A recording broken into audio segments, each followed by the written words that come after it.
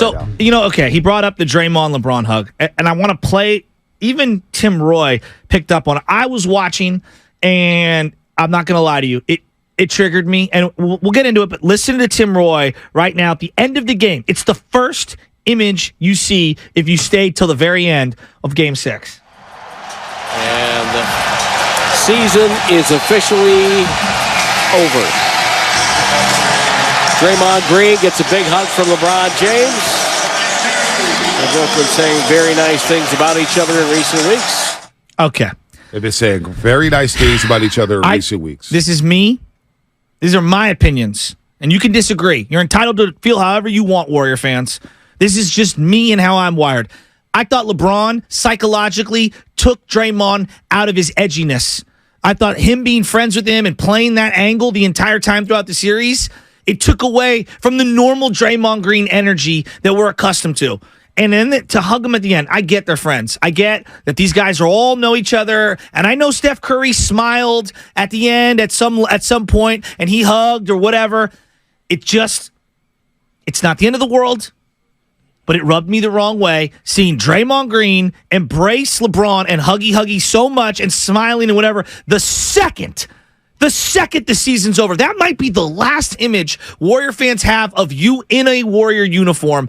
And I get it. I know they're friends. I'm probably making way too much of it. But, God, the competitor in me was like, you got to. And I'm not saying I'm a more competitive than Dre. We know he's a professional athlete, most competitive people on the planet. It was tough for me to swallow that moment. It was really hard. So, hearing all the podcasts where he bigs up LeBron James, about LeBron James being great, blah, blah, blah. And LeBron James is great. There's no denying that. He's one of the 5 best players to ever play the game. Of course. Whether you have him number 1, 2, 3, 4, 5, I really don't care. He's an all-timer. Agreed. He will be. You can't write the history of the game without LeBron James. He's exceeded all expectations. But when did LeBron and Draymond become BFFs? This guy calculated a move in Game 4 when the Cavaliers were falling behind 3-1. He said, how do I bait Draymond Green to get suspended to win the championship? Because I'd never seen LeBron James lose his mental edge like that in Game 4 back in 2016. Remember that? I do. LeBron James has never cracked like that. And he got Draymond popped. From then on, we're rivals and they've traded trash talking. Yeah. Draymond Green talking about super team. You created super team, bro. That's what I'm saying. And then all of a sudden, they're boys. All of a sudden, you hear him say, well, I did ask Steve Kerr if I could go down to watch him break the record of Kareem Abdul-Jabbar. What does that say? And Steve Kerr's like, wait, I would rather you be with your team up here in Portland. What are you talking about? As you talk about Miami using the regular season as something to build off of, to gain. This is a guy who wanted to leave his team in the middle of a season where they're barely hanging on for a thread to go watch a guy who's our greatest rival. And be buddies with him. It's just a strange dichotomy to me. Am I the old man in the room? Am I misreading this? Because other people like Joe Curry was laughing and giggling. He was laughing and giggling with AD, no doubt about it. But it bugged me. I know. I'm going to sound like the old timer. I'm going to sound like an old relic of years past. No, Draymond, we just lost to LeBron and the Lakers. Our season's over. It might be the end of the core. It might be your last moment in a Warrior uniform. Excuse me, as I do a Freudian slip of him going to a Laker uniform. And it's like, really? And I get it. You hug, whatever. Can it just wait till an hour after the game? Well, can we wait till 5 minutes after the game? Does it have to be the second the buzzer sounds? Well, this is why. Game 5, we got the Saginaw Savage. We got the Saginaw and Draymond Green. Me. But we only saw it for 2 games in this series. That edge that he usually plays with, I didn't see it. How many great playoff games did he have? How many good playoff games he had? Did About 4 or 5 in 13 games. It's not good enough. Game 4, not good enough against Sacramento. Game 5 against Sac. And this is a guy who wants an extension? He wants to play another 4 years? Well, I don't know about that. You're listening to 95.7 The Game, KGMG FM at AC1 San Francisco. Always live on the free Odyssey app. I want to play this before we get back to the lines. Gary Payton II got traded at the deadline back to the Golden State Warriors. Of course, the Warriors traded Wiseman for Sadiq Bey. Then the Warriors traded Sadiq Bey to Atlanta for 5 second-round picks. They also got back Kevin Knox in that deal for Wiseman, and they flipped Knox and the 5 second-round picks for Gary Payton II. Now, Gary Payton II feels it's physical, and he doesn't play for 5 to 6 weeks. So here's what Gary Payton II had to say about the vibes of the locker room when he got back. We came back, guys are the guys, everybody, go through stuff in life and, their everyday stuff. I just try to come back and be myself, talk to guys, hang with guys, laugh with guys. The vibe was, a little different, obviously. Just, coming back from, the beginning of the season and all that. But, when I got here, everybody was themselves. It was, just trying to figure it out, and continue to, do what we had to do in the rest of the season. But, it was a different vibe. It's going to be a different vibe next year. So you said it was a different vibe this year. You tried to couch it at the end. From what happened at the beginning of the year. That's fairly interesting. Remember we had Joe Lacob early in the pregame show on NBC Sports Bay Area, and he said, quite frankly, I thought everything was overrated about the punch. It was overrated. Everybody's making a big deal out of it. Well, by midseason, he went on the TK show with Tim Kawakami, our friend from The Athletic, and said, I think the slow start had something to do with the punch.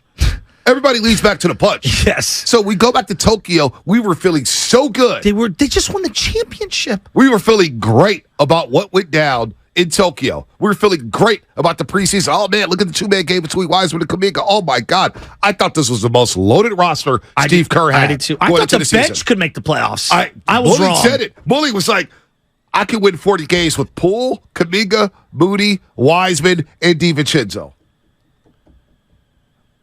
But the punch, everything goes back, and it's just it's not blaming the punch for everything. No, but it's a line of demarcation. But the vibe never got right after the punch. You can't win on the road. Well, why can't you win on the road? Because your team's not connected. You know what I'm saying? Maybe they don't like being around each other because of the punch. You felt like it divided both the youngsters and the OGs. Remember? Okay, we used to do all the crosstalks and whatnot here with Willard and Dibbs, and I remember maybe 2 months into the season, Willard's like, Bonte, do you really think that the punch? And you're like, yes! And you literally turned to him and you're like, every single day, everyone I talk to, and I'm giving you some of the stuff from behind the scenes, you were basically like, you can't avoid it. This is a big deal. No one has ever seen anything like this. All I'm saying is put yourself in a position. I know. You've been saying this from the beginning. If you slugged me, or if I slugged you, we would have a hard time. Our relationship on this show would never be the same. Monte, I had some personal stuff last week, and I felt guilty taking a couple days off. And we didn't even have a physical altercation. And I felt horrible by just taking days off at the crucial most part of the year. Think about it. There's been situations we've both been at the station that's taken us a long time to recover from. And it wasn't even... And it wasn't even that close, but we don't forget, and we still kind of hold a chip on our shoulder from it, right? And the humiliation wasn't that public. It wasn't that public. Not even remotely. Jordan Poole, after Game 5 or Game 4, when he scored nothing and played 10 minutes, everybody sending me memes about Jordan Poole getting punched. It was ridiculous. He's part of a cartoon. I know. He's part of memes, black really guys. Unfair. So Jordan Poole's 23 years old, a young man who grew up in the social media age, and every step and direction he goes to online, you know he's on Instagram. Monte. You know he's on Twitter. He's a Dockers sponsor. Yep. My wife works for the company, and the comment section when they put out Jordan Poole over the weekend, what do you think it said? Some nasty, heinous things about him getting hit. So how can the vibe be right when that happened? That happened. And, oh, by the way, I think the Warriors are a first-class organization. They mishandled that situation. They did. Let's be honest. Draymond Green was able to go get his ring on ring night. Show me a corporation that hasn't had a few mistakes over the years on how that's part of live and learn, right? Like we say that, like I believe in this. Like not everything is cancelable, but there are things that happen and you go, you know what? Now that I've gone through it, I probably didn't do it the best that I could have done. There's some things that I could have tweaked and gone back and done it in a different way. And I think it's fair. It's fair. Think about it. Draymond Green got punished more for calling Kevin Durant the B word. All right? He got punished more for that. Now, you could say, hey, he had to miss some practices. Really? Missing some practices? Like, I think they'll be okay missing a few practices. Hell, you probably wanted him to miss a few practices because of all the wear and tear on his legs. But that cloud of Jordan Poole taking that shot to his left jaw, hovered over his team all season long. Everybody I talked to, I couldn't get around it. Even yesterday, I'm at Molly Stone's. I'm there every day. Because I think this matters. You're at the facility every home game. Yep. You are there. You've got people talking to you. You got a vibe. You're in the building. And I think that this truly does matter. Everywhere you go, what are people asking you? I think that punch screwed the season up. How can you get over that? You got into a fight in middle school, high school. You don't become best buddies with that guy you fought. No. Right away. You don't even want to see him. Very rarely. The relationship is never the same. Unless it's your brother.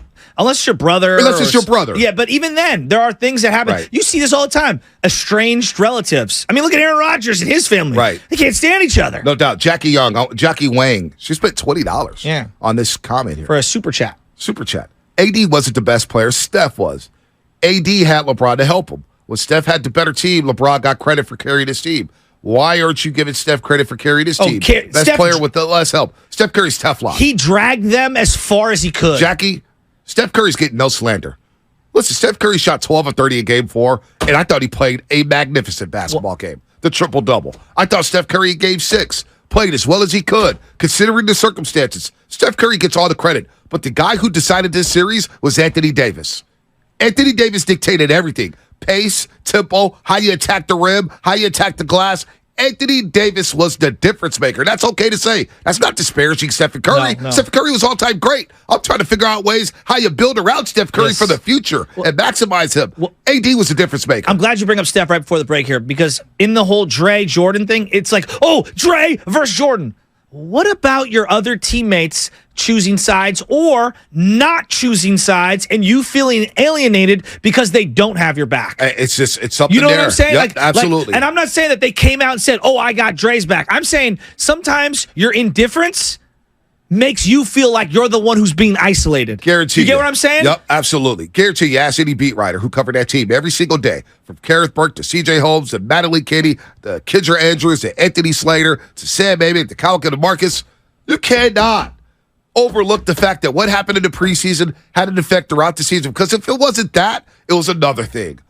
It was one thing after another all season long, and again, it's remarkable they made it to the second round, but you can't say you could just get over that. And it's not like, what? What? The question is now, is it salvageable? Yeah. That's the question. Who stays? Who goes? Can you bring both of them back?